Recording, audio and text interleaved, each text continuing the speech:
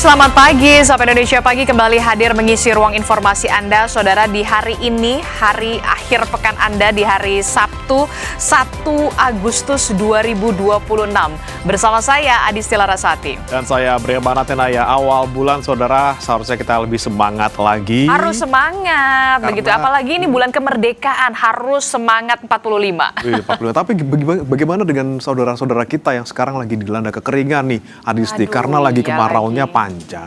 Apalagi BMKG bilang kemarau ini bukan kemarau biasa, ini kemarau yang parah sekali karena fenomena El Nino ini sudah masuk kategori yang sangat kuat di bulan Agustus ini. Bahkan itu kalau tadi kita lihat di headline kita, itu sampai awal tahun 2027 ini masih ada ancaman kemaraunya. Gitu. Nah, ini dia yang harus diwaspadai dan juga diantisipasi oleh pemerintah pusat dan juga pemerintah daerah setempat, khususnya bagi wilayah-wilayah yang rawan dari kekeringan, termasuk juga kebakaran hutan dan juga lahan.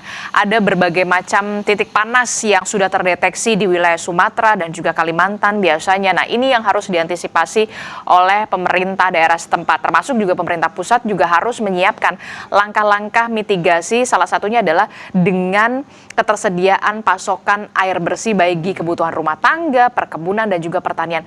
Cukup yang kemarau musimnya saja, jangan keuangan kita yang juga ikutan kekeringan. Sedih. Nah, itu dia, tidak hanya kita merdeka dari kekeringan di kemarau ya, tapi juga kemerdekaan kita jangan sampai juga kekeringan di dompet, karena untungnya nih Pertamina itu sudah akan menurunkan lagi. Aduh, jangan naik-naik dulu lah. Aduh, ini harga BBM turun, ini jadi kabar baik loh di awal Agustus ini, Bre. Nanti kita lihat nih di SPBU, karena kan tanggal 1 Agustus mulainya, katanya sih Pertamaxnya turun jadi 15.900. Nah, ini kita ada informasinya nih, Saudara, untuk Anda untuk pertama kali di Sapa Indonesia Pagi hari, di mana PT Pertamina Patraniaga kembali menurunkan harga sejumlah bahan bakar minyak atau BBM non-subsidi per 1 Agustus 2026. Penurunan harga ini mengikuti tren minyak dunia dan juga nilai tukar rupiah.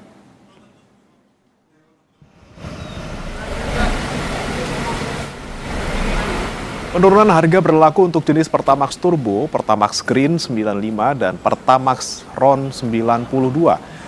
Di wilayah DKI Jakarta, harga Pertamax Turbo turun menjadi Rp18.300, sementara Pertamax dijual Rp15.950 per liter. Adapun harga Pertamina Dex dan Dexlite tercatat tidak mengalami perubahan. Penyesuaian harga ini dilakukan dengan tetap memperhatikan daya beli masyarakat.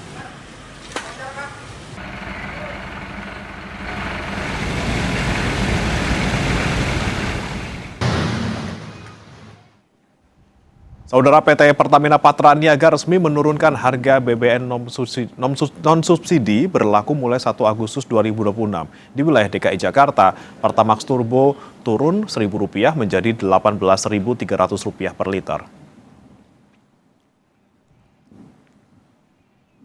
Sementara Pertamax Green 95 turun Rp400 menjadi Rp16.600.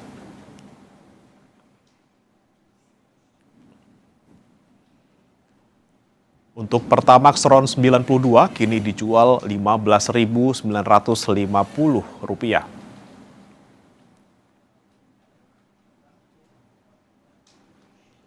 Sedangkan harga Pertamina Dex tetap Rp21.150 per liter dan Dexlite tetap di Rp19.700 per liter. Ini tercatat tidak mengalami perubahan.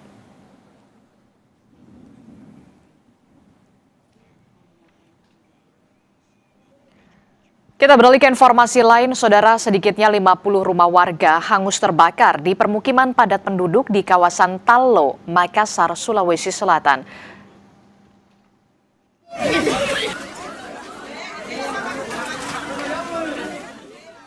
...50 rumah di Kecamatan Tallo, Makassar terbakar. Warga yang panik berjibaku menyelamatkan barang berharga dari rumah mereka. Material rumah yang umumnya terbuat dari kayu membuat api dengan cepat merambat dan membesar.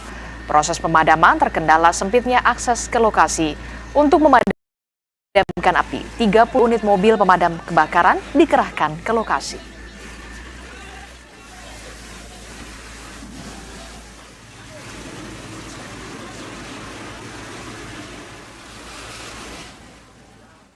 Gudang pengolahan minyak jelantah di Karawang, Jawa Barat terbakar, diduga akibat korsleting listrik. Kobaran api dengan cepat membesar dan membakar seluruh bagian bangunan gudang berisi minyak jelantah dan oli serta sejumlah mesin penyaring. Angin yang berembus kencang membuat api sulit dipadamkan. Untuk memadamkan api, petugas menerjunkan 3 kendaraan damkar.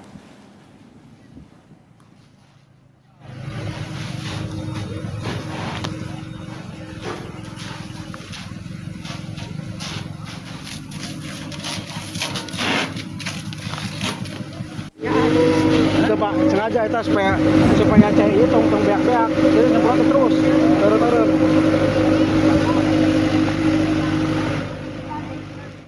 Masih soal peristiwa kebakaran, saudara, 12 rumah di lingkungan asrama polisi di Solo, Jawa Tengah terbakar.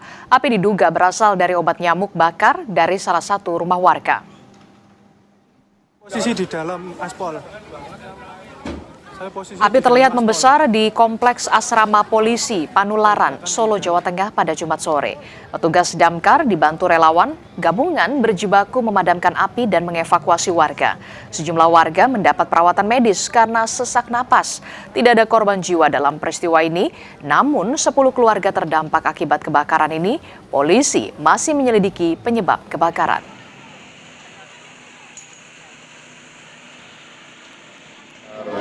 Kakak untuk unit 12, tapi untuk 2 sedang kosong. Seperti itu. Untuk penyebab masih kita tahu. Ada korban, tidak ada korban jiwa, alhamdulillah. Korban material. Sebuah pengisi daya atau power bank milik penumpang terbakar di dalam kabin pesawat saat penerbangan rute Makassar, Jakarta. Jangan di video, matikan HP-nya. Terbakarnya pengisi daya atau powerbank ini sempat membuat panik penumpang di dalam pesawat. Laporan menyebutkan peristiwa ini terjadi tak lama setelah pesawat lepas landas. Usai kejadian, penumpang pemilik powerbank langsung dimintai keterangan. Pihak Bandara Internasional Sultan Hasanuddin Makassar mengatakan bahwa powerbank yang terbakar masih memenuhi ketentuan yang berlaku untuk dibawa dalam penerbangan. Namun powerbank tidak boleh digunakan selama penerbangan.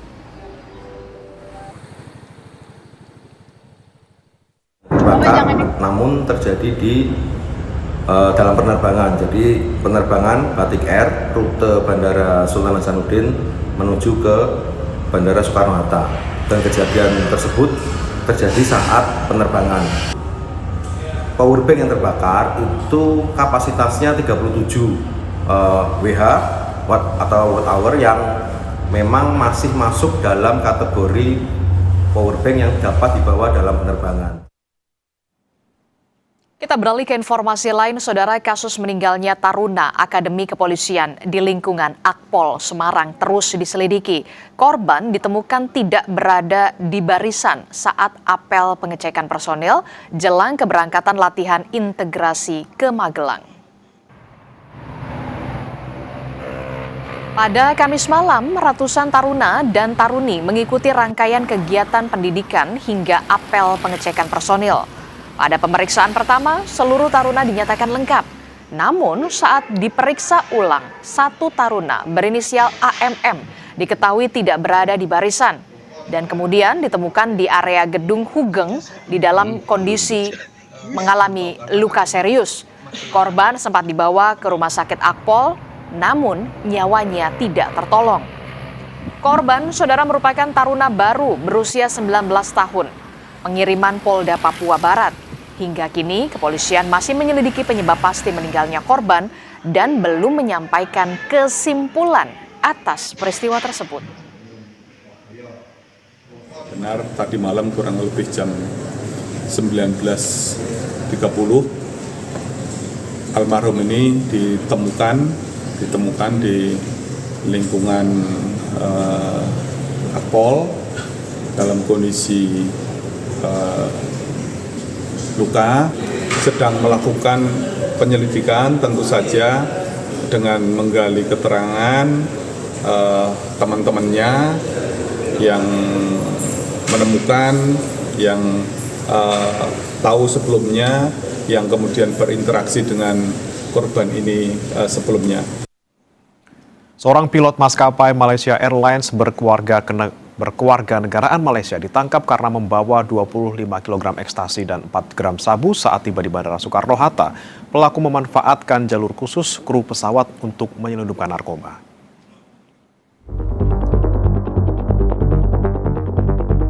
Moh Saufi bin Otman tak berkutik saat ditangkap petugas Bea dan Cukai Bandara Soekarno-Hatta, Tangerang, Banten, Rabu lalu. Ia tertangkap membawa 25 kg ekstasi dan 4 gram sabu yang terbungkus rapi di dalam kopernya saat pemeriksaan X-ray. Pilot kurir narkoba tersebut memanfaatkan jalur khusus kru pesawat untuk menyelundupkan barang haram tersebut. Sebelum tertangkap, pilot tersebut mengaku pernah menyelundupkan narkoba memanfaatkan celah jalur kru pesawat ini. Yang bersangkutan membawa 14 bungkus ekstasi seperti yang ada di hadapan teman-teman semua, plus 4 gram, ya Pak Awal ya, 4 gram sabu itu di tas tangan yang dibawa langsung. Yang bersangkutan merasa kalau pilot mendapatkan jalur khusus, dan memang ada jalur khususnya buat kru dan buat pilot, tapi pengawasan yang kami lakukan tetap sama. Dari hasil tes urin, pilot tersebut positif narkoba. Ia membawa 170 penumpang rute Kuala Lumpur, Jakarta di bawah pengaruh narkotika. Polisi menyebut pilot tersebut jadi bagian sindikat internasional. Ia diduga mendapat upah Rp50.000 Malaysia atau sekitar 220 juta rupiah untuk menyelundupkan narkoba ke Indonesia. Hasil urinnya mengandung 3 zat. Yang pertama MDMA, yang kedua adalah metamfetamin, yang ketiga adalah kokain. Apakah yang bersangkutan ada indikasi terlibat dalam jaringan internasional? Dugaannya iya, itu dugaannya, karena dari hasil interogasi kami, dari hasil BAP kami terhadap tersangka disampaikan bahwa 3 kali yang bersangkutan membawa barang haram ini ke Indonesia, 2 kali di Jakarta, 1 kali di daerah lain. Polisi dan Bea Cukai kini melakukan pengembangan untuk memburu pemasok narkoba ke pilot tersebut. Tim Liputan, Kompas TV. Seorang perempuan meninggal dunia sesaat setelah keluar dari wahana rumah hantu di Kabupaten Tulung Agung, Jawa Timur. Korban sempat terjatuh dan pingsan sebelum meninggal. Berteriak dan ketakutan, sejumlah pengunjung keluar dari wahana rumah hantu di Kabupaten Tulung Agung, Jawa Timur. Namun tak berselang lama, seorang perempuan yang baru saja keluar dari wahana rumah hantu tiba-tiba pingsan dan terjatuh. Upaya pertolongan pertama dilakukan tim medis dan sejumlah pengunjung, namun tak membuahkan hasil. Korban meninggal di lokasi. Dari hasil pemeriksaan luar, terdapat luka di kepala korban yang diduga akibat benturan dengan kursi saat jatuh pingsan. Namun korban diduga memiliki riwayat penyakit. Polisi menutup sementara wahana rumah hantu untuk penyelidikan lebih lanjut. Korban bersama rekannya memasuki wahana rumah hantu yang berada di pusat perbelanjaan di wilayah Tulung Agung. Beberapa menit kemudian korban keluar dari wahana, sempat berlari, lalu berdiri di depan pintu. Keluar sebelum tiba-tiba pingsan dan terjatuh. Saat terjatuh, itu ada kursi sebelahnya, wajah korban terbentur di kursi tersebut. Dari hasil pemeriksaan awal, tim Inavis bersama tenaga medis, korban telah dinyatakan meninggal dunia di lokasi. Ada penyegelan di rumah wahana hantu, untuk sementara ada penutupan karena masih dilaksanakan pemeriksaan lebih lanjut kembali. Jenazah korban dibawa ke rumah sakit daerah untuk pemulasaran sebelum dimakamkan oleh pihak keluarga. Selamat Widodo, Kompas TV, Tulung Agung, Jawa Timur. Musim kemarau yang melanda kota Serang mulai menimbulkan dampak nyata. Debit air sungai Cibanten terus menyusut. Akibatnya, 7 kelurahan di Kecamatan Kasemen mengalami krisis air bersih. Informasi selengkapnya hadir usai jeda.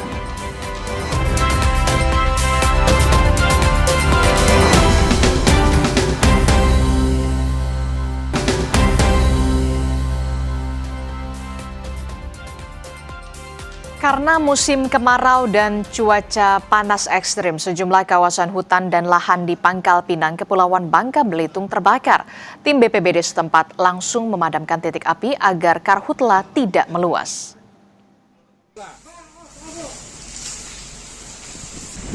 Memasuki musim kemarau, kejadian kebakaran hutan dan lahan di Pangkal Pinang mengalami peningkatan. Sepanjang Juli 2026, tercatat 8 titik terjadi kebakaran hutan dan lahan. Meningkatnya kejadian dipicu cuaca panas yang berlangsung dalam beberapa pekan terakhir, sehingga vegetasi kering lebih mudah terbakar.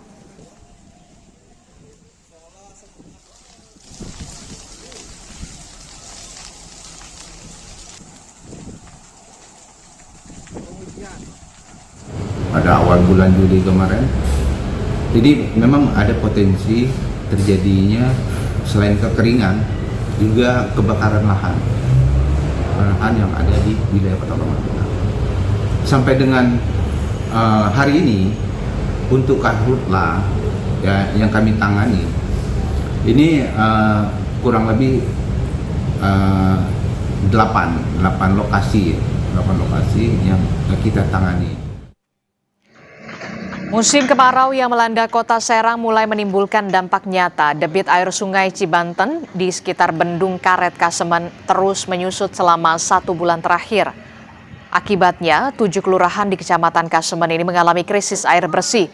Warga juga mulai krisis air bersih sejak Mei 2026 karena debit air sumur yang mulai surut. Bahkan ada yang tidak bisa digunakan atau kering.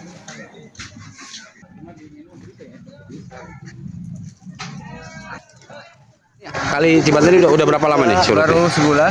Udah sebulan ya? Udah sebulan. Semenjak musim kemarau? Iya, benar. Ini biasanya penuh? Penuh biasanya. Seberapa meter biasanya? Ada kayak 7 meter. 7 meter ya. Dan karena kemarau ini jadi surut nih ya? Iya. Ini kalau ke nelayan sendiri dampaknya gimana nih Kang? Ya sebenarnya mah kalau bisa mah diambilin semua nih tanah-tanahnya nih, biar enak gitu nelayannya gitu.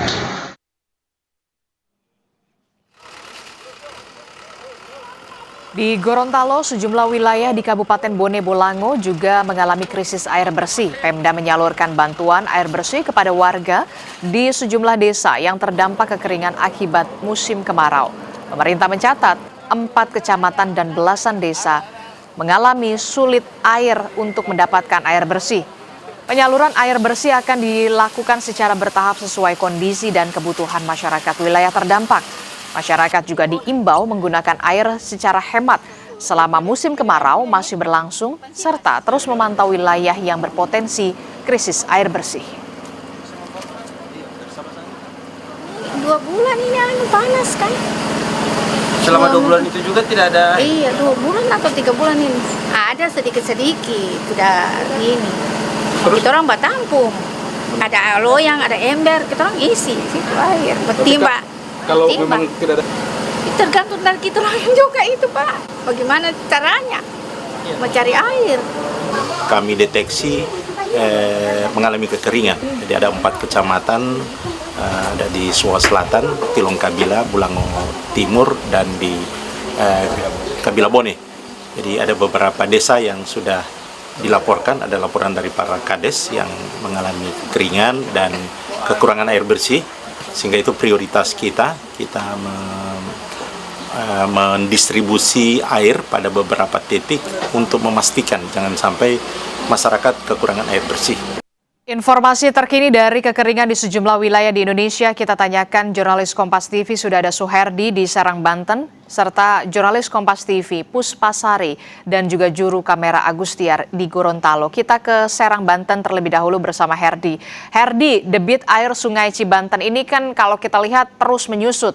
Apa yang sudah dilakukan oleh Pemda setempat untuk membantu warga yang kesulitan air bersih? Apakah ada penyaluran air bersih ke beberapa wilayah yang krisis air? Ya, selamat pagi Adisti dan pemirsa, bahwa melanda kekeringan di pusat Provinsi Banten ini, yaitu Kota Serang ini mengalami krisis air bersih khususnya di daerah Serang Utara, yaitu di Kecamatan Kasemen. Nah, ini wilayah Kasemen yang dialami 7 kelurahan ini mengalami kekurangan air bersih karena di rumah-rumah warga ini sumurnya mengalami kekeringan. PDAM juga mengalami putus karena warga selama 1 bulan, hampir 4 bulan ini mengalami kekeringan. Dan ini di pemerintah Kota Serang sudah mulai melakukan distribusi air bersih selama 1 bulan ini. Tiap warga yang meminta bantuan itu mengirimkan 5.000 liter satu truk untuk membantu air bersih tiap kampung yang mengalami air bersih. Nah, ini pemerintah Kota Serang, BPBD Kota Serang setiap harinya memberikan air bersih di setiap warga membutuhkan untuk kebutuhan sehari-hari seperti air minum dan mencuci pakaian. Demikian, Isti. Oke, jadi saya ingin konfirmasi lagi, pemerintah Kota Serang setiap hari ini sudah dropping air bersih atau belum? Nah, ini dari Pak PBD Kota Serang, yaitu Diat Hermawan, bahwa setiap hari itu memberikan tertangki sebanyak 50 liter untuk membagikan warga-warga. Contohnya kemarin di Kampung Babadan,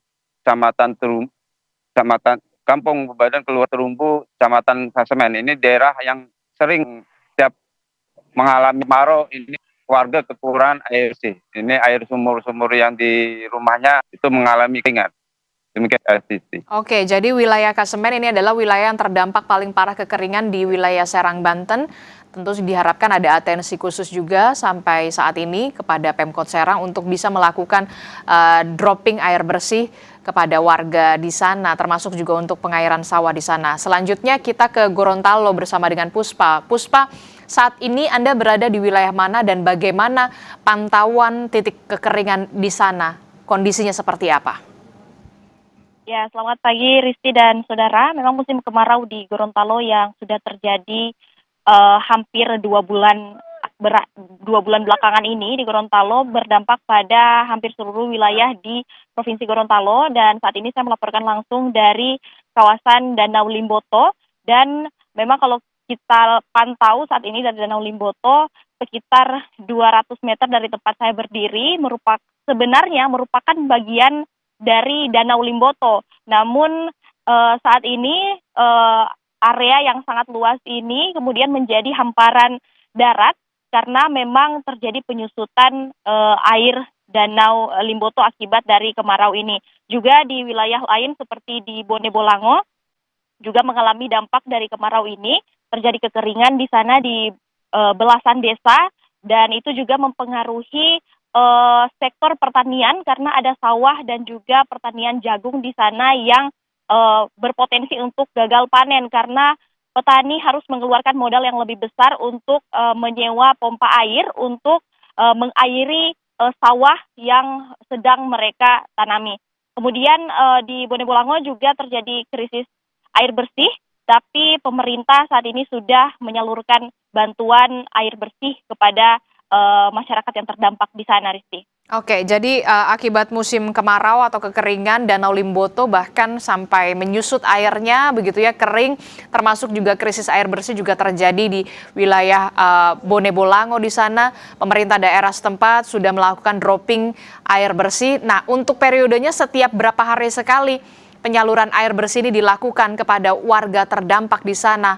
Puspa, singkat saja. Ya, untuk penyaluran air bersih sendiri disesuaikan dengan kondisi dan kebutuhan dari warga yang ada di Bone Bolango yang terdampak dengan kekeringan itu, dan kemudian oleh pemerintah sendiri memperhatikan ketika misalnya masyarakat membutuhkan lebih banyak, maka mereka juga akan menyalurkan sesuai dengan yang dibutuhkan oleh masyarakat, Rizky. Oke, baik. Terima kasih informasinya jurnalis Kompas TV Puspa Sari dan juga juru kamera Agustiar melaporkan langsung dari Gorontalo. Sebelumnya ada Suherdi dari Serang, Banten. Selamat bertugas kembali rekan-rekan. Saudara, informasi penting lainnya masih akan kami hadirkan. Salah satunya adalah perang Iran Amerika Serikat yang terus memanas dan kian meluas. Arab Saudi bergabung dengan Amerika Serikat untuk menyerang milisi pro-Iran di Irak dan menewaskan 20 orang. Sementara kelompok Houthi Yaman yang didukung Iran menyerang fasilitas minyak Arab Saudi. Kami akan bahas soal ini dalam segmen Dialog Usai Jeda.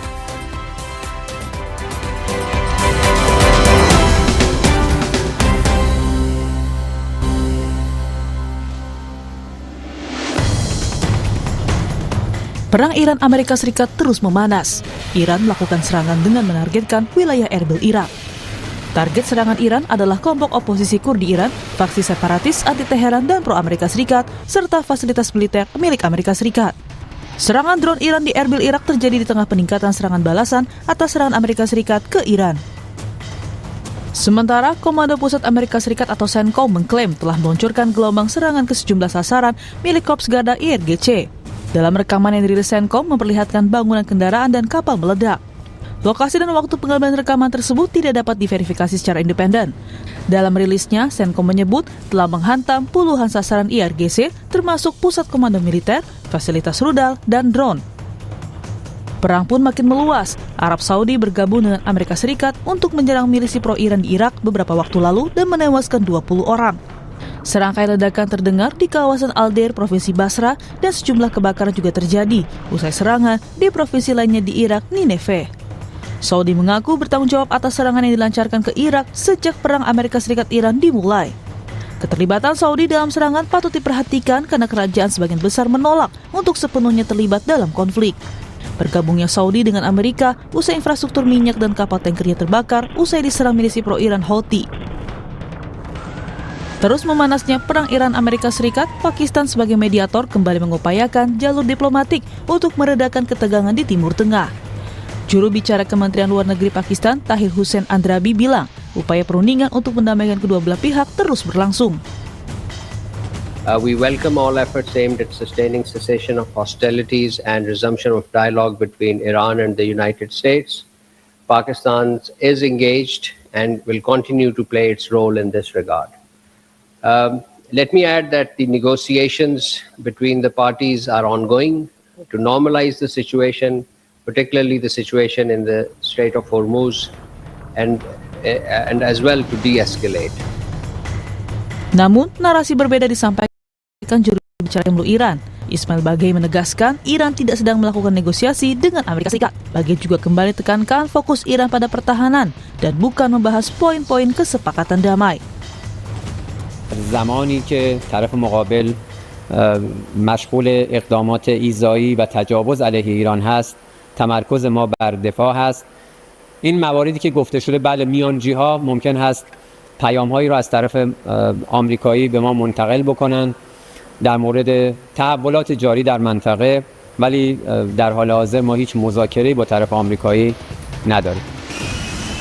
Meski upaya damai terus diupayakan oleh pihak penengah, perbedaan sikap kedua negara membuat pemulihan stabilitas keamanan di Selat Hormuz masih menjadi tantangan besar.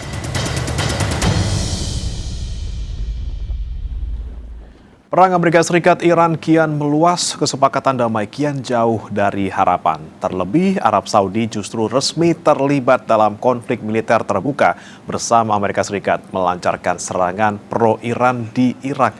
Lantas apa yang membuat Arab Saudi bergeser sikap untuk ikut terlibat?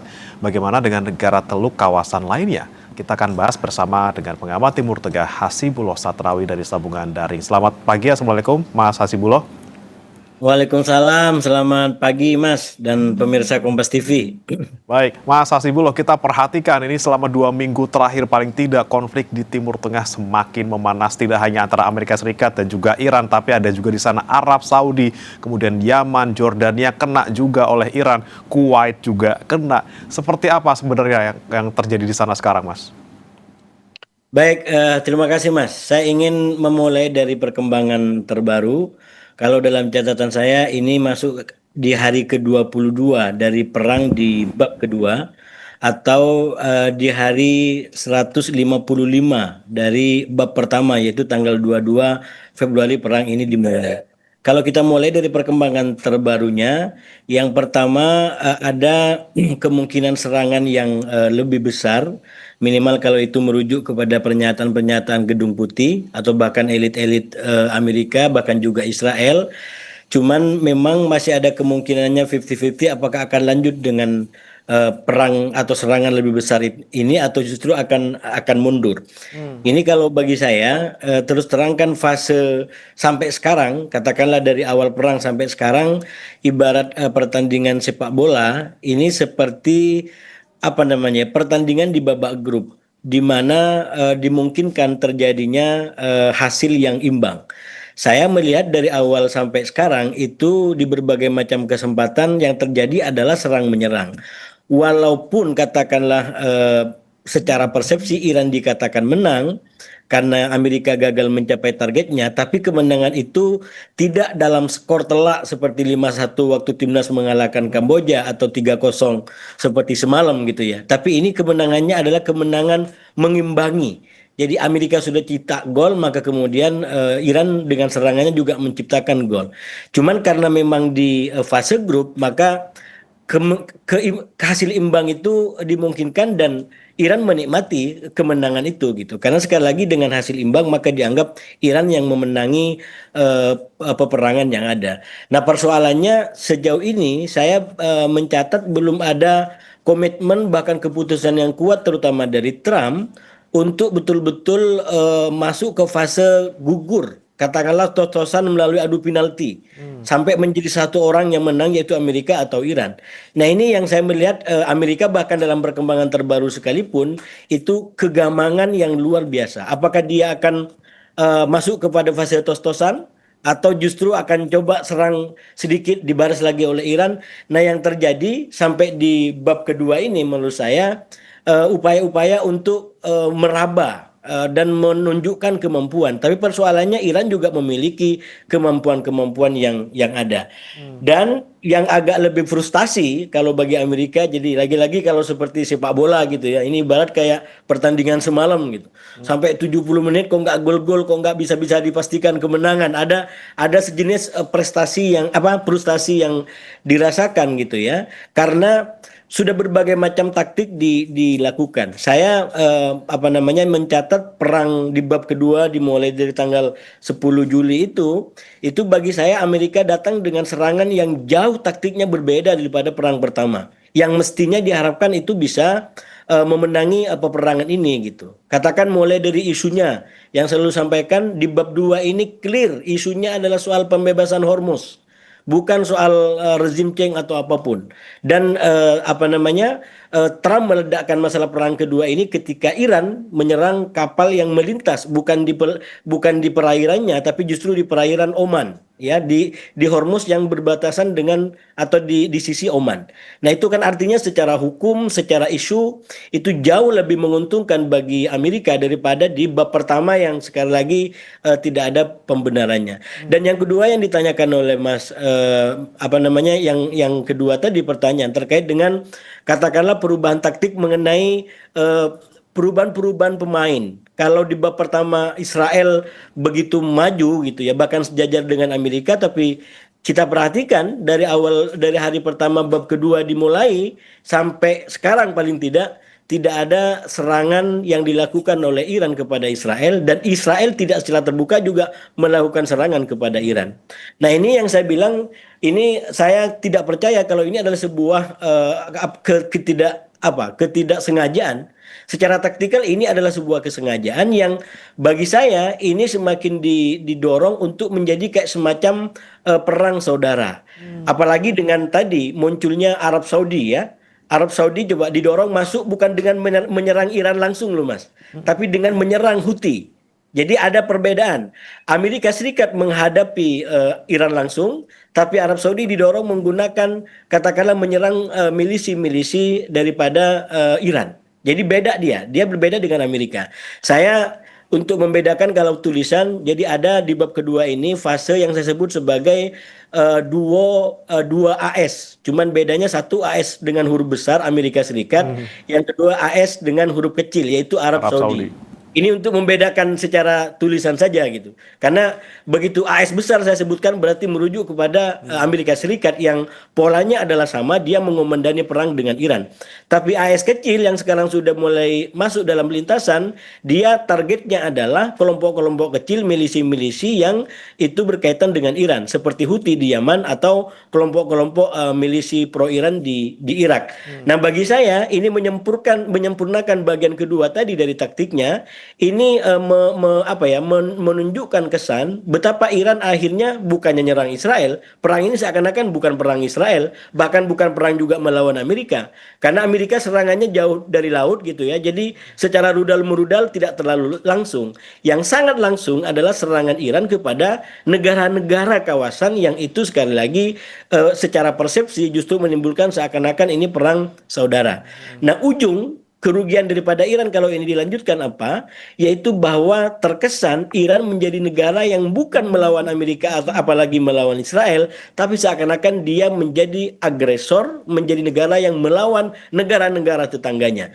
Jadi taktik ini akan menggerus basis dukungan terutama dari masyarakat-masyarakat di kawasan di Timur Tengah dan di dunia yang selama ini katakanlah mendukung Iran karena dianggap sebagai posisi yang defensif. Apalagi kalau kembali kepada riwayat bagaimana perang di bab kedua dilakukan adalah ada dimensi ofensifnya Iran gitu. Kenapa?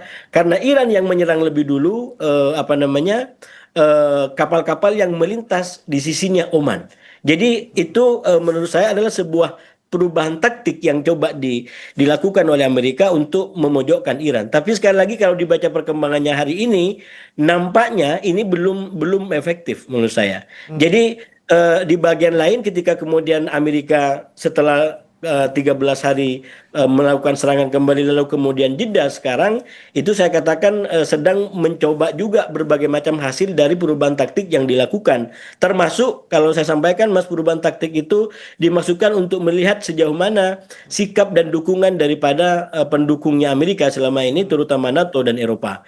Lagi-lagi kalau dikembalikan kepada asbabul wurud kalau dalam kajian keislaman gitu ya, atau latar belakang bagaimana bab kedua ini dimulai, itu kan ketika Trump berada di forum KTT dengan NATO. Dan saat itu NATO mengatakan mendukung Amerika untuk menormalisir Hormuz. Dan kemudian beberapa hari setelah itu keputusan diambil oleh Trump untuk menyerang Iran dengan alasan perang Hormuz dan membebaskan Hormuz. Jadi singkat kata dia ingin lihat apa yang dilakukan oleh NATO. Kalau ini betul-betul perangnya menjadi perang Hormuz, bukan perang rezim Cheng. Tapi kita lihat hari ini juga belum ada langkah-langkah konkret berkaitan dengan komitmen yang disampaikan untuk menormalisir Hormuz. Sekiranya Mas Hasibullah, kurang efektif. Kalau misalnya taktik yang diinginkan Amerika Serikat adalah mengumpulkan dukungan, ini Arab Saudi sudah dalam tanda kutip ini bergeser untuk ikut terlibat gitu, mendukung Amerika Serikat. Nah, bagaimana dengan tadi yang Anda sebutkan, Uni Eropa misalnya atau NATO, dan apakah memang pergeseran Arab Saudi yang ikut akhirnya terlibat ini karena memang mereka juga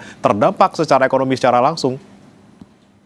Iya, sekali lagi memang kita harus lebih bisa melihat faktornya masing-masing. Jadi yang berlaku unik faktor barangkali. Jadi faktornya masing-masing. Kalau Arab Saudi menurut saya kenapa akhirnya dia bisa melibatkan diri walaupun dalam skala yang terbatas gitu ya. Itu karena memang yang bisa kita baca secara faktual dia memang diserang oleh katakanlah oleh Iran sendiri dalam beberapa serangan sebelumnya dan juga kelompok-kelompok milisinya. Cuman sekali lagi dengan cara katakanlah memilih menyerang milisi-milisi pro Iran daripada ke Iran, itu bagi saya secara politik kajian yang menarik gitu. Nah, itu artinya apa? Satu, Arab Saudi kalau bagi saya masih menghindari atau masih mencari cara lain untuk tidak berhadapan langsung dengan Iran. Jadi dia lebih memilih untuk menghadapi katakanlah milisi-milisinya yang apalagi memang dengan Houthi tahun-tahun sebelumnya sudah terlibat dalam perang.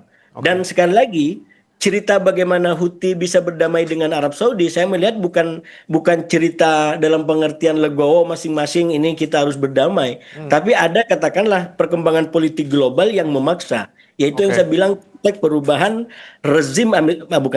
pemerintahan Amerika yang awalnya dipimpin oleh oleh Joe Biden lalu kemudian dipimpin lagi oleh Trump lalu ke Joe Biden. Jadi perang di antara Arab Saudi sama dengan Houthi itu kan terjadi awalnya di pemerintahan Trump pertama. Dan Trump sama sikapnya mendukung Arab Saudi untuk bagaimana menghabisi Houthi. Lalu kemudian terjadi pergantian dari Trump ke Demokrat di babak pertama itu terjadi perubahan angin karena sekali lagi Amerika waktu itu disibukkan dengan isu-isu HAM sebagaimana kita tahu itu dari Demokrat concern dengan HAM, dengan demokrasi dan berbagai macam hal yang dialami di Arab Saudi termasuk perang dengan Houthi dan bahkan juga persoalan dalam negerinya itu kemudian menjadi persoalan yang serius bagi hubungannya dengan Amerika. Karena itu kalau kita lihat bagaimana awal pemerintahan Joe Biden dengan Arab Saudi itu penuh dengan kayak semacam kehati-hatian untuk tidak mengatur ketegangan karena sekali lagi ada persoalan yang secara concern isu itu menjadi hal yang berbahaya bagi Joe Biden yang dari Demokrat. Nah, kalau sekarang kemudian menjadi perang ini dimunculkan kembali, kalau bagi saya adalah memahami ini memang katakanlah ambisi Arab Saudi yang belum terbayar secara tuntas. Jadi ada riwayat, ada sebab yang menurut saya kemudian kenapa Arab Saudi lebih memilih buka front dengan Houthi di Yaman daripada langsung dengan Iran. Ini kan faktor-faktor yang mendorong Arab Saudi seperti itu untuk bisa ikut terlibat. Tapi bagaimana dengan negara Teluk lainnya misalnya Mas Hasibullah yang juga ikut kena dampaknya paling tidak karena serangan Iran ke pangkalan militernya. Apakah juga kemungkinan mereka punya dorongan juga untuk ikut terlibat?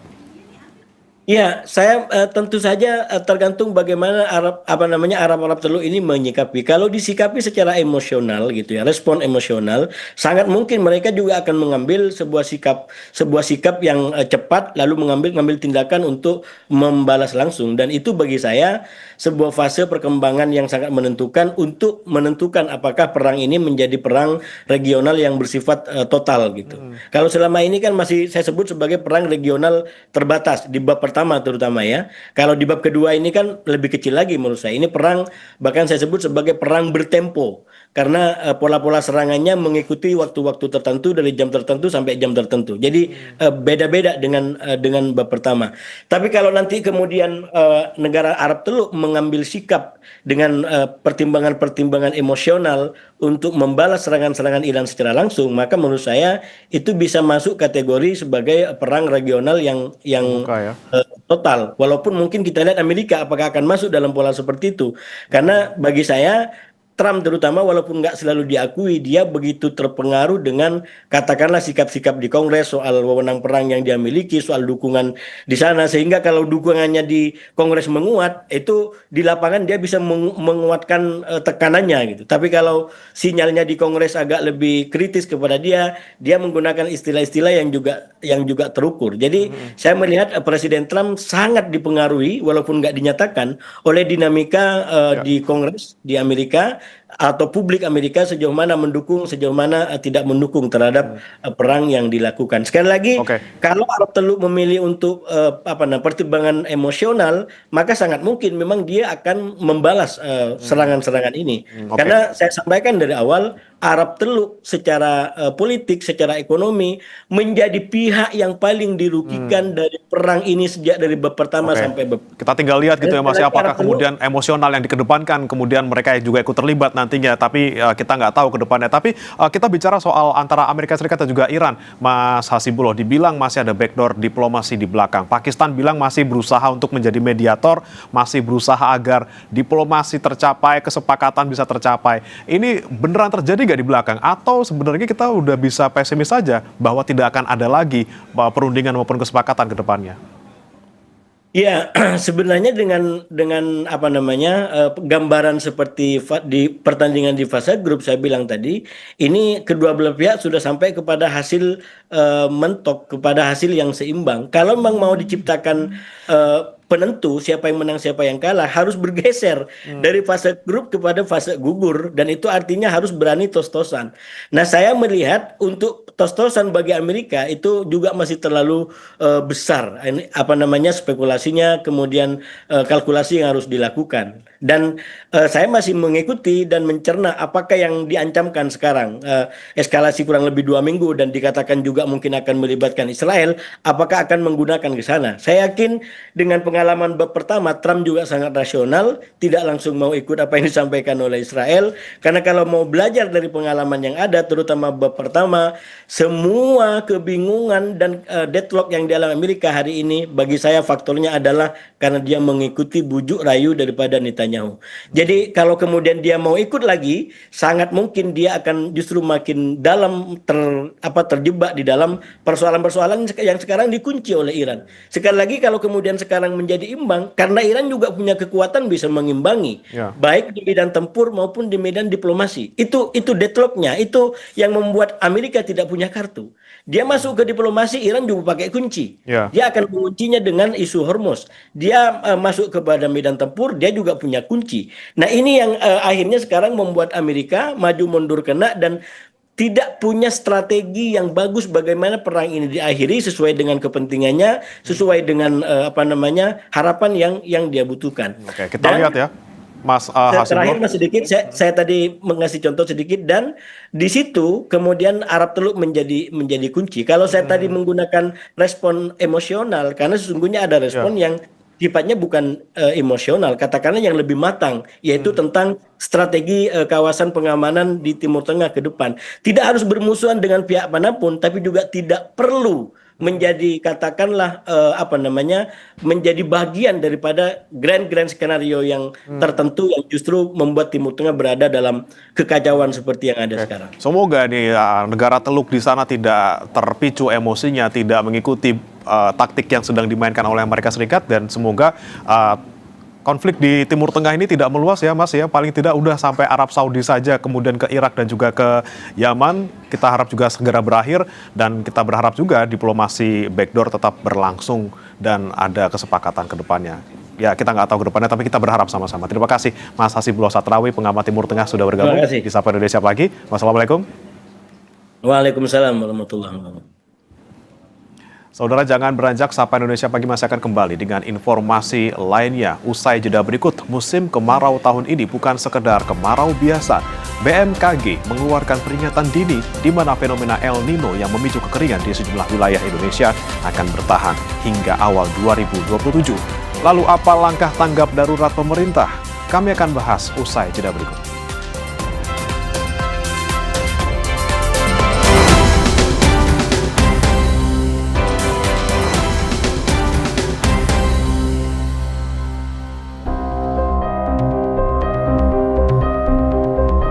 Badan Meteorologi, Klimatologi, dan Geofisika mengeluarkan peringatan dini di mana fenomena El Nino kini telah mencapai kategori kuat dan diprediksi masih akan bertahan hingga awal tahun 2027.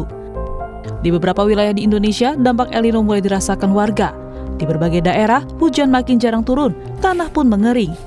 Bahkan, warga Dusun Kemesu, Kelurahan Semugi, Gunung Kidul, Yogyakarta terpaksa menjual ternak dan hasil bumi mereka demi mendapatkan air bersih. Kekeringan parah memaksa warga berjuang keras demi air bersih. Pasokan PDAM yang hanya mengalir seminggu sekali tidak cukup untuk kebutuhan harian. Warga kini bergantung pada air tangki swasta dengan harga Rp120.000 per tangki. Beli air, Pak. Beli air satu tangki itu 120. Maksimal untuk kebutuhan keluarga 1 bulan, 1 tangki. Dari jualan kambing apa jualan ayam untuk beli air, Pak. Kenapa itu harus dijual? Ya kan kebutuhan beli air nggak ada solusi kerja, Pak. Cuma petani. Kalau harapan pemerintah supaya mengusahakan atau sumur bor atau PDAM, Pak. BMKG menegaskan ini adalah waktu yang tepat untuk melakukan mitigasi. Langkah antisipasi harus dimulai sekarang saat risiko masih bisa dikendalikan. Bahwa operasi modifikasi cuaca itu dilaksanakan menggunakan teknologi yang meniru proses alam. Jadi ini benar-benar adalah proses meniru apa yang terjadi di alam. Nah kemudian bahan yang kita gunakan juga bahan-bahan yang sebenarnya ada di awan itu. Ya, garam misalnya, ini yang paling banyak digunakan ya. Itu memang awan alamiah juga mempunyai kandungan itu. Ya, kita hanya menambahkan untuk meniru proses alam supaya menghasilkan hujan yang lebih banyak. Peringatan sudah disampaikan, data sudah menunjukkan arahnya. Kini tinggal seberapa cepat pemerintah dan seluruh pemangku kepentingan bertindak agar Indonesia tidak hanya siap menghadapi kemarau panjang, tetapi juga mampu melindungi masyarakat dari krisis air, gagal panen, hingga kerugian ekonomi yang lebih besar. Tim Liputan, Kompas TV. Saudara, kekeringan terjadi di sejumlah daerah di Serang, Banten. Warga harus rela antre demi mendapatkan air bersih. Kemudian di Yogyakarta, warga rela menukar hewan ternaknya demi mendapatkan air bersih. Lalu bagaimana mitigasi, antisipasi kekeringan yang terjadi di sejumlah daerah di Indonesia? Dan bagaimana pula pemerintah daerah setempat siaga? Kita tanyakan Kepala Pusat Data Informasi dan Komunikasi Kebencanaan BNPB, Pak Abdul Muhari, telah bergabung bersama kami melalui sambungan daring. Selamat pagi, Pak Muhari. Selamat pagi, Mbak Adisti. Iya, Pak Muhari, kemarin kan BMKG sudah merilis bahwa Agustus hingga September puncak musim kemarau di 2026. Bahkan untuk El Nino ini sampai awal tahun 2027. Dari BNPB sendiri, sudah adakah informasi atau data terbaru soal daerah mana saja yang terdampak kekeringan parah di Indonesia, Pak Muhari? Ya, dari data yang sudah dilaporkan ke Pusdalop BNPB, Mbak Adisti, hingga hari Kamis kemarin, BNPB mencatat sudah 13 provinsi di Indonesia yang terdampak kekeringan meteorologis, ya, artinya yang hari tanpa hujannya itu rata-rata sudah lebih dari 3 minggu tidak mengalami. Dari 13 provinsi ini ada 47 kabupaten kota, 6 provinsi diantaranya sudah menetapkan status siaga darurat. Jadi kalau provinsi itu sudah menetapkan status siaga darurat, artinya provinsi ini sudah membutuhkan dukungan atau intervensi dari pemerintah pusat, Mbak Disti, mereka. Oke, 6 provinsi yang sudah menetapkan status siaga darurat kekeringan itu mana saja, Pak? Rata-rata ini provinsi-provinsi yang historisnya mengalami kebakaran hutan dan lahan, bukan kekeringan. Itu Riau, Jambi, Sumsel, kemudian ada Kalbar, Kalteng, Kalsel. Sedangkan kabupaten kota yang sudah menetapkan status siaga darurat di level kabupaten itu ada 24. Provinsi-provinsi yang sudah terdampak ini ada Jawa Tengah, Jawa Barat, Jawa Timur, DIY, Nusa Tenggara. Jadi ini rata-rata kalau untuk kekeringan, ini sebenarnya Jawa dan Nusa Tenggara yang sangat dominan. Jawa Barat itu ada 17, Jawa Tengah itu ada 17 kabupaten, Jawa Barat itu ada 11 kabupaten kota, Jawa Timur ada 5, DIY ada 3, NTB ada 3, provinsi lain, Banten, Kalbar, Kalteng, Kalimantan Utara, Sulawesi Utara, Sulawesi Tengah, Sulawesi Selatan, Maluku itu masing-masing 1 hingga 2 kabupaten kota. Nah, terkait dengan kondisi seperti ini, Kepala BNPB sendiri sudah melaporkan kepada Presiden dan Presiden memandang memberikan atensi sangat tinggi untuk hal ini, Mbak Adisti. Hari lalu pukul 13 hingga pukul 18 Presiden melakukan rapat kabinet terbatas khusus untuk membahas antisipasi kekeringan ini. Dan saya akan bicara kekeringan dulu. Untuk Presiden sudah memberikan arahan beberapa langkah-langkah yang harus kita lakukan. Pertama adalah karena ini kekeringannya itu sudah di depan mata, tentu saja yang harus kita perhatikan bagaimana upaya tanggap daruratnya, kontingensinya, supaya kebutuhan-kebutuhan masyarakat untuk air bersih yang bersifat langsung, ya, air minum dan seterusnya, dan sifatnya tidak langsung berkaitan dengan irigasi, berkaitan dengan hal-hal di sektor lain, misalkan itu bisa kita penuhi. Yang berkaitan dengan kebutuhan langsung, sejauh ini di 2026 itu BNPB sudah membangun dan mengoperasionalkan 133 sumur bor, Mbak Disti. Sumur bor ini bukan sumur bor dangkal, karena sumur bor dangkal itu pasti juga akan kering. Kering, betul. Dengan keringnya daerah hulu, cakupan air hujan sudah tidak ada, pasti sumur-sumur dangkal di bawah 50 meter itu pasti kering. Nah, yang adalah sumur-sumur bor dalam di atas 150 meter, ada beberapa yang artesis, yang kalaupun tidak akan sama dengan debit pada musim hujan, tetapi ini tidak kering. Dan ini lokasi di Jawa Barat, Jawa Tengah, Jawa Timur, Sulawesi Tenggara, Lampung, NTT, dan NTB. Kita sudah mengapelkan kepada pemerintah daerah untuk juga segera mengidentifikasi, karena tentu saja informasi-informasi daerah-daerah yang sangat membutuhkan sumur bor ini kita dapatkan dari pemerintah daerah sebagai paling mengerti kawasan tersebut. Ya, waktu untuk membangun sumur bor ini sekitar 2 hingga 3 minggu, jadi masih ada waktu untuk kita, karena BMKG menyampaikan El Nino ini bahkan akan crossing sampai awal 2027 nantinya. Jadi adalah salah satu upaya nantinya yang akan kita lakukan untuk memenuhi kebutuhan air bersih masyarakat. Selain bor ini, kalau sumber airnya sudah ada, tetapi kemudian ada masyarakat terdampak yang letaknya mungkin cukup jauh dari posisi sumur bor itu, maka kita lakukan pipanisasi. Di beberapa kabupaten di Jawa Tengah, kita sudah melakukan pipanisasi bahkan hingga jarak 33 km, Mbak Adisti. Jadi ada satu sumber air, tetapi jarak masyarakatnya sangat jauh, itu kita lakukan pipanisasi. Untuk pembangunan sumur bor yang di atas 150 meter itu, kan targetnya ada 130 titik ya Pak ya, sumur bor di seluruh Indonesia. Bapak masih di mute audionya. Itu yang sudah beroperasi, Mbak Adisti. Oh, itu sudah beroperasi. Oke, ada penambahan lagi atau bagaimana rencananya? Selain dari yang 133 ini, saat ini kita sedang meminta data kepada pemerintah daerah di titik-titik mana lagi yang perlu dibangun. Dan ini jumlahnya tidak kita batasi. Oh, oke. Masyarakat memang masih membutuhkan dan kondisinya pada saat ini sangat kekeringan, kita akan bangun. Itu tadi yang saya bilang, waktu membangun ini hanya 2 hingga 3 minggu. Jadi dibanding tantangan kita masih sampai Februari atau Maret 2027, mungkin ini masih sangat visible. Itu yang pertama. Yang kedua, pipanisasi. Yang ketiga, tentu saja selain pipanisasi, untuk nanti distribusi secara cepat, BNPB juga atas arahan Bapak Presiden juga akan mendistribusikan di tahun 2026 ini 105 mobil tangki, Mbak Adisti.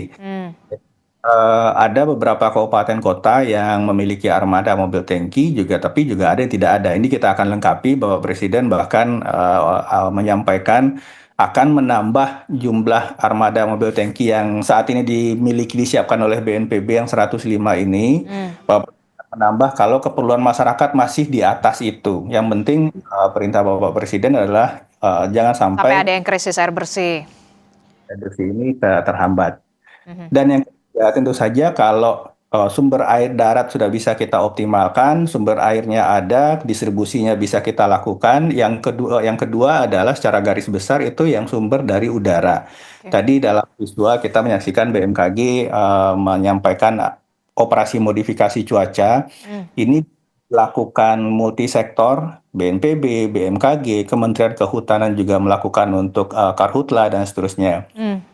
Sendiri mulai dari bulan Mei itu untuk Banten, Jawa Barat, Jawa Tengah, Jawa Timur itu sudah melakukan modifikasi cuaca yang tujuannya untuk mengoptimalkan volume debit dari tampungan-tampungan air, danau, waduk, embung, dan seterusnya. Memang modifikasi cuaca ini tidak bisa kita lakukan setiap hari atau setiap kali kita ingin melakukan itu. Karena tergantung pada ketersediaan awan hujannya. Tiga hal utama yang kita lakukan sesuai arahan Bapak Presiden untuk melakukan antisipasi kekeringan, termasuk satu hal lagi, mobil water treatment, Mbak Adisti. Jadi water treatment dari BRIN juga akan kita gunakan untuk mengoptimalkan sumber-sumber air yang mungkin kualitasnya belum bagus. Nanti dengan adanya fasilitas mobil treatment itu kita akan optimalkan supaya bisa layak guna untuk kebutuhan-kebutuhan langsung masyarakat. Oke, itu soal kekeringan dan juga karhutla. Kalau untuk di wilayah Jawa saat ini operasi modifikasi cuaca dioptimalkan walaupun memang terkendala awan hujan begitu ya. Ini harus benar-benar dihitung betul begitu ya soal modifikasi cuaca. Lalu bagaimana di lahan-lahan gambut seperti di Kalimantan, kemudian di Sumatera. Ini kan kalau kita lihat kan karakteristiknya memang lahan gambut yang kalau sudah terbakar, sudah ada titik-titik panas, informasinya juga sudah hadir di media, di televisi. Bagaimana BNPB dan juga daerah-daerah lain untuk bisa mengupayakan pemadaman bisa siaga dilakukan? Pak Muhari. Ya. Kebetulan tadi malam saya baru saja pulang mendampingi Kepala BNPB dan juga Bapak Menko Polkam di Kalimantan Tengah. Kita meninjau langsung kondisi karhutla di Palangkaraya dan Kabupaten Pulang Pisau. Palangkaraya beberapa hari yang lalu sempat kita lihat beberapa kali informasi visual tertutup asap, mungkin sempat penerbangan, tapi alhamdulillah 2 hari yang lalu itu hujan turun sehingga untuk Palangkaraya kondisi kebakaran sudah bisa dikendalikan. Oke. Jadi atensi kita saat ini adalah Kabupaten Pulang Pisau yang kemarin kita tinjau langsung di lapangan. Kami meninjau sendiri, melihat sendiri kondisi penanggulangan pengendalian kebakaran di Pulang Pisau.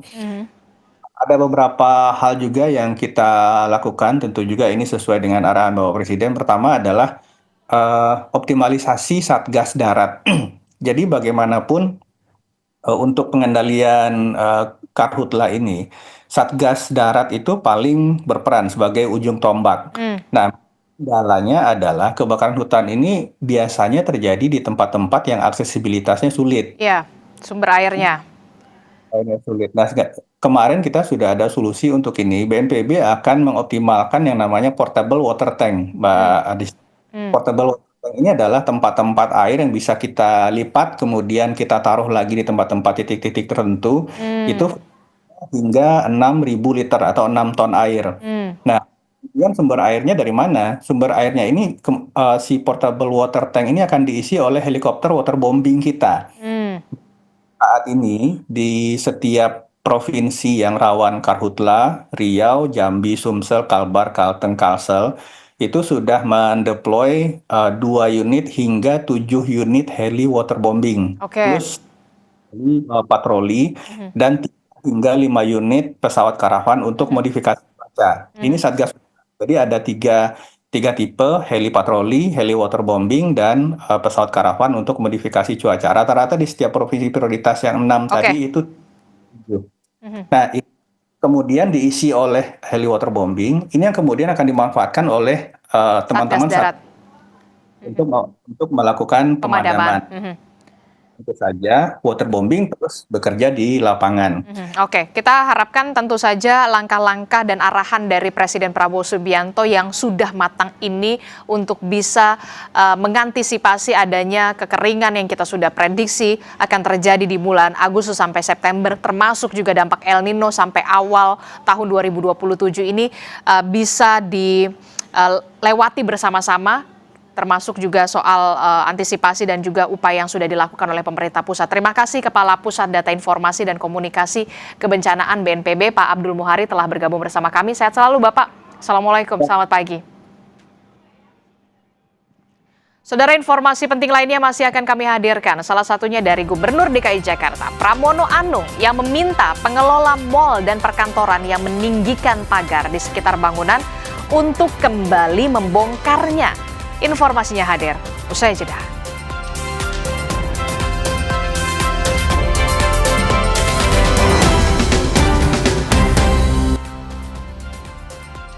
Anda masih di Sapa Indonesia Pagi. Saudara, Gubernur DKI Jakarta Pramono Anung meminta pengelola mal dan perkantoran yang meninggikan pagar di sekitar bangunan untuk kembali membongkarnya.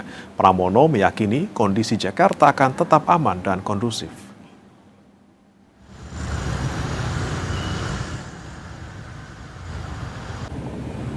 Sejumlah pusat perbelanjaan atau mal dan gedung perkantoran di Jakarta belakangan menjadi perbincangan setelah terlihat melakukan perbaikan dan meninggikan pagar di sekitar bangunan.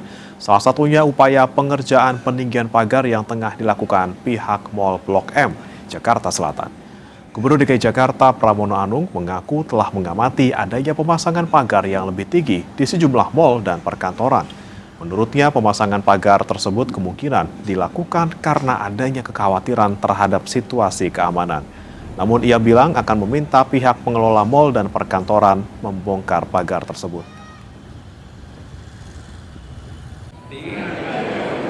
Mungkin bagian dari kekhawatiran, tetapi nanti pada saatnya pasti saya akan minta untuk pagar-pagar itu dilepas kembali. Karena kekhawatiran yang berlebihan juga tidak baik. Dan saya sebagai Gubernur Jakarta koordinasi dengan TNI, Polri, aparat penegak hukum lainnya, kami akan menjaga Jakarta. Mudah-mudahan Jakarta selalu aman, nyaman, dan membuat kegembiraan bagi siapapun yang ada untuk menikmati Jakarta seperti hari ini kita semua menikmati Blok M.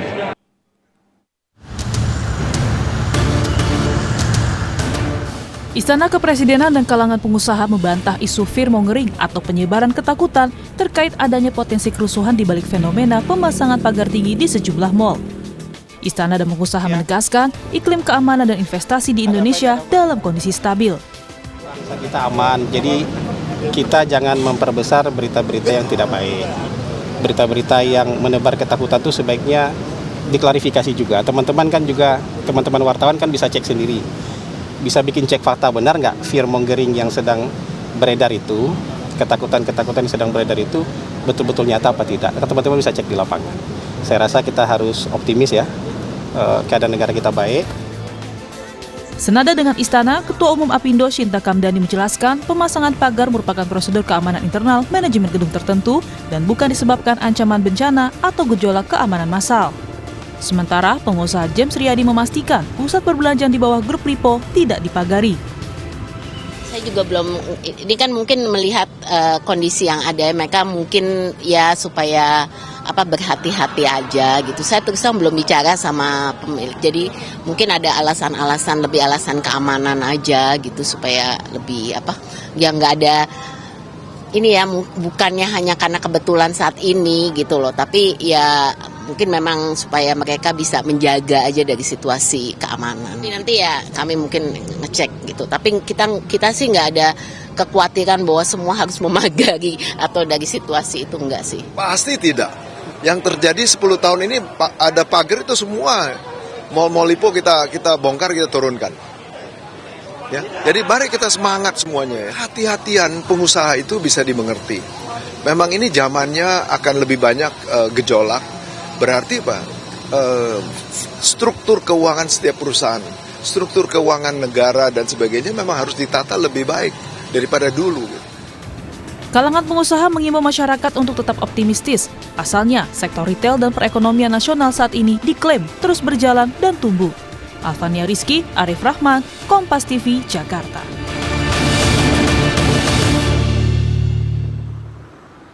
Cek kesehatan gratis merupakan program hasil terbaik cepat atau PHTC dari pemerintah sebagai bentuk kepedulian kesehatan terhadap 280 juta penduduk Indonesia. Program yang digagas sejak bulan Februari 2025 lalu ini mulai terasa manfaatnya di masyarakat.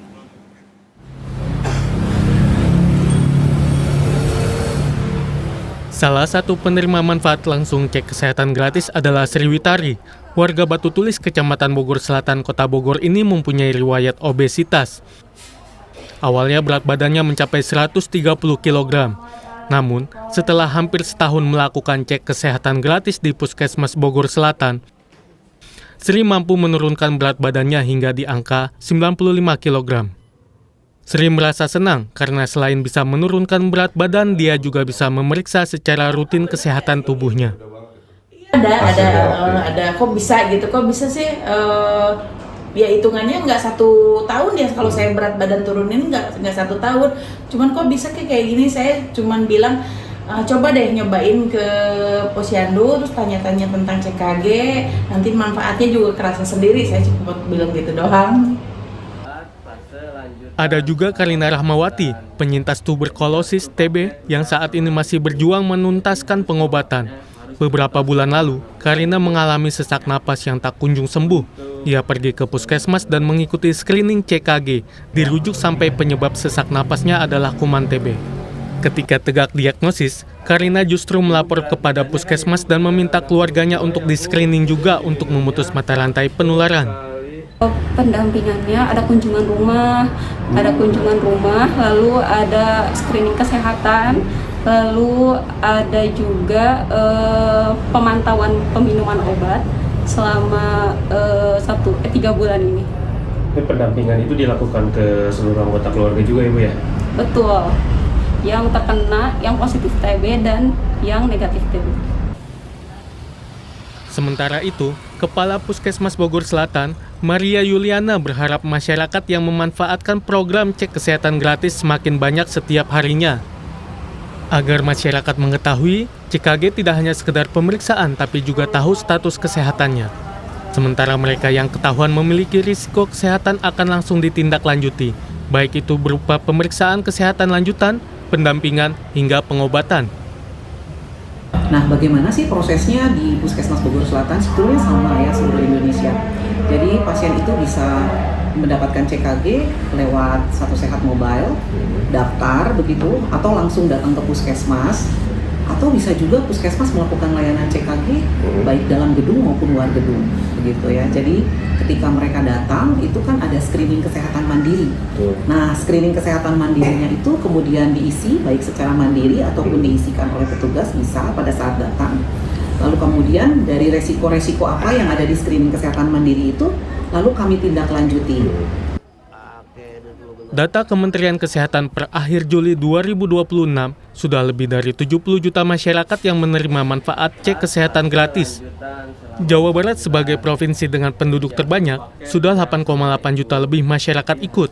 Di Kota Bogor, CKG sudah menjangkau 734 ribu lebih penduduknya. Wulan Sabto Hadi, Kompas TV, Bogor, Jawa Barat. Informasi lainnya akan hadir usai jeda, saudara. Tetap bersama kami di Sapa Indonesia Pagi.